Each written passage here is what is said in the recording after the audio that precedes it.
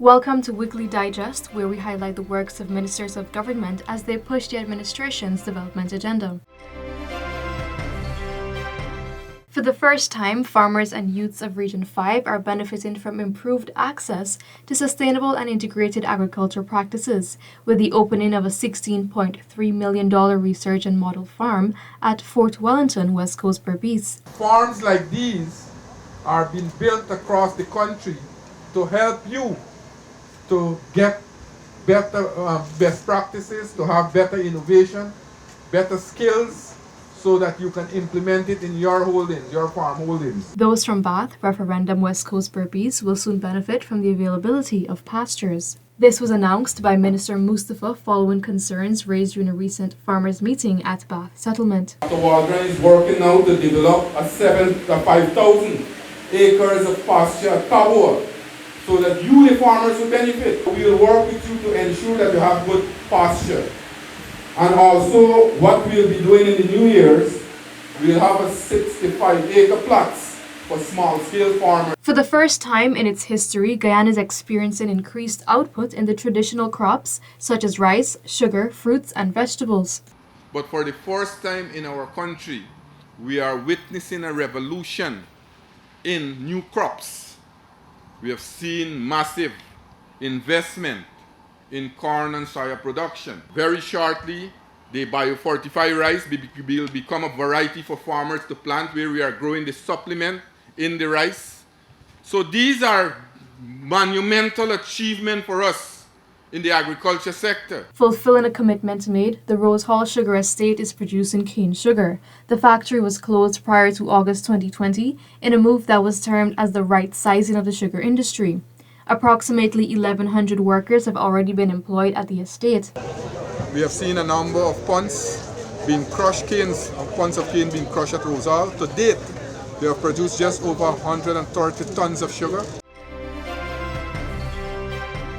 As Fire Prevention Month begins, Minister of Home Affairs Robeson Ben stressed the need for deep introspection and proactive measures for fire prevention. More principally, cause for thought has to be related to the great tragedy we had at Madhya related to fire, and perhaps the seeming unwillingness for our people to come on board in a great measure with respect to issues related to the prevention of fire.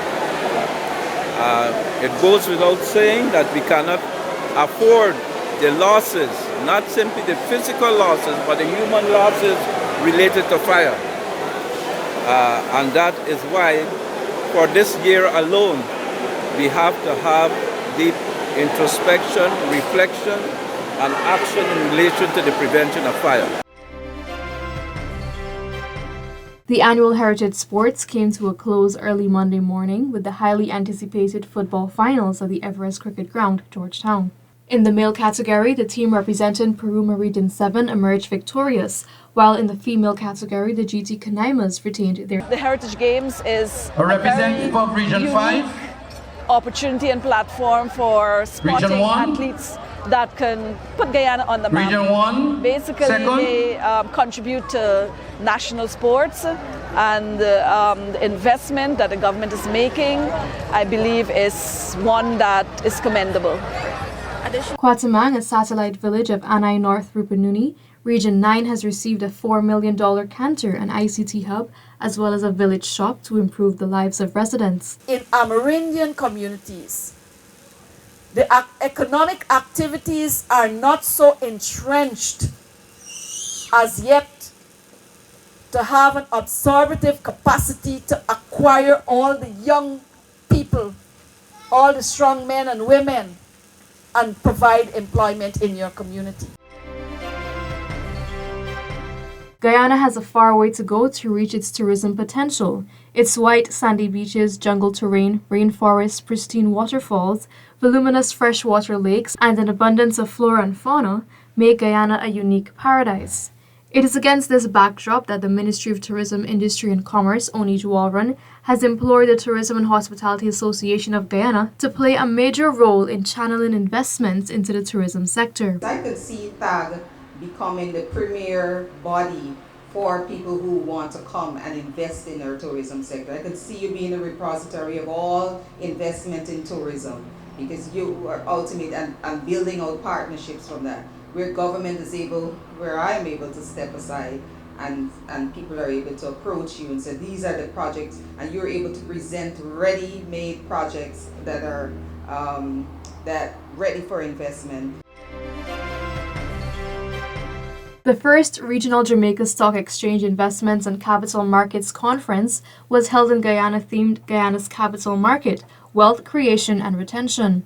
The event provided opportunities to break existing barriers to wealth and exploring sustainable solutions. We in the Government of Guyana welcome greatly your decision, not least because your conference brings together regulators, institutional investors, thought leaders, other market participants, a very diverse range of conference participants, which can only lend for rich deliberations and enlightening deliberations, and indeed which will provide us with an opportunity to showcase Guyana to such a wide and diverse audience. And so